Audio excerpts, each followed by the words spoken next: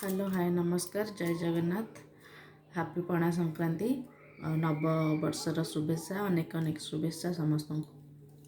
आज आम जीवा केमती आम पणा तैयारी करबा ओडिया स्टाइल रे सेटा आम देखिबा। चलंतु देखिबा। एटा मु नै जाइछि छतुआ रे बनेबी। एटा छतुआ एटा काजू अछि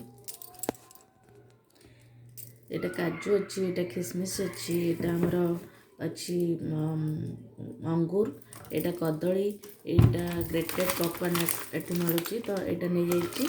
आंब नै जाइछि माने कंचा आंब जेटा काटी काटी पकेबी यूज करिकी। एटा नै जाइछि क्षीर आपण माने चाहिए भी आदरे दही आउ बेल भी चाहिए पकई पारे आ भी अन्य फ्रूट्स चाहिए भी पकई पारे। चलते एवं देखिए केमती पणा प्रस्तुत होछि। मुझे 2 चम्मच छतुआ नहीं गली आ कदली कटा भी नहीं जाइछि सब काटिक रखी आंब भी नहीं जाइछि आमर किसमिस नहीं गली काजू भी नहीं जाइछि अंगूर भी काटिक रखी सेटा भी नहीं जाइछि तो सब ऐड करदेली ये। आपड़ चाहिए जो भी फल चाहिए भी मिसई पारे एथरे किसी क्षीर ऐड करदेवी।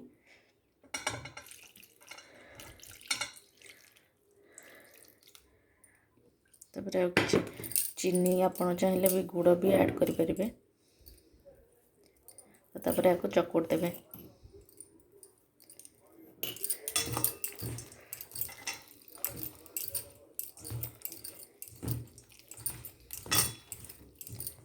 देखो तो मोर फाइनाली प्रस्तुत हो गला पणा।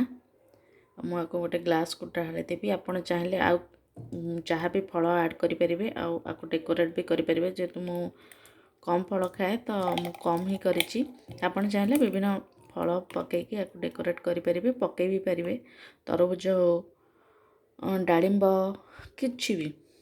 तो आपण को केमिति लागिला मो पणा देखंतु फाइनली मो पणाटा प्रस्तुत हो गला।